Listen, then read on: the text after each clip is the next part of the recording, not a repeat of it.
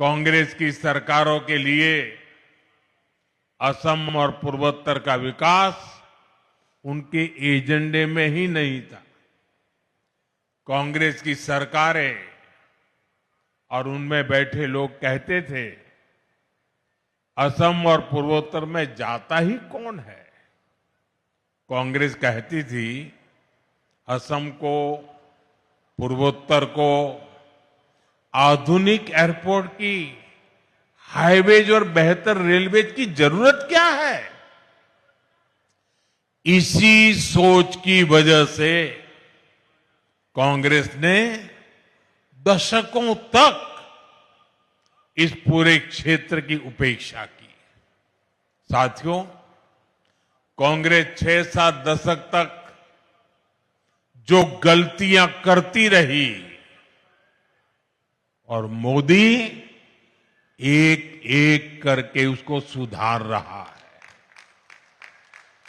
मोदी कहता है, कांग्रेस वाले नॉर्थ ईस्ट जाएं या न जाएं, मुझे तो नॉर्थ ईस्ट और असम आते ही अपने लोगों के बीच होने का एहसास होता है।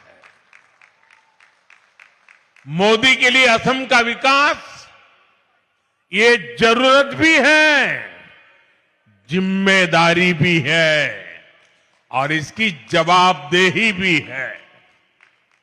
और इसलिए साथियों, बीते 11 वर्षों में असम और नॉर्थ ईस्ट के लिए लाखों करोड़ रुपयों की विकास परियोजनाएं शुरू हुई है।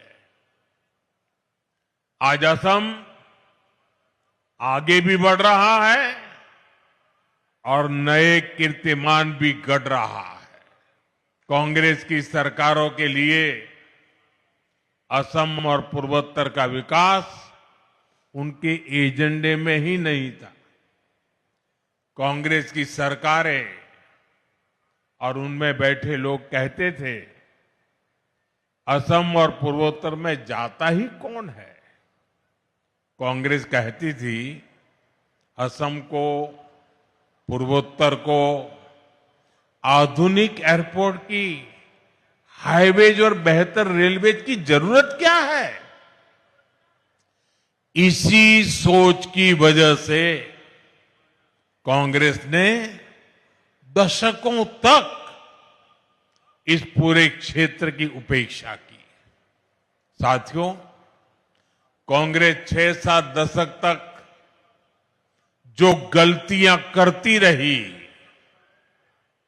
और मोदी एक एक करके उसको सुधार रहा है।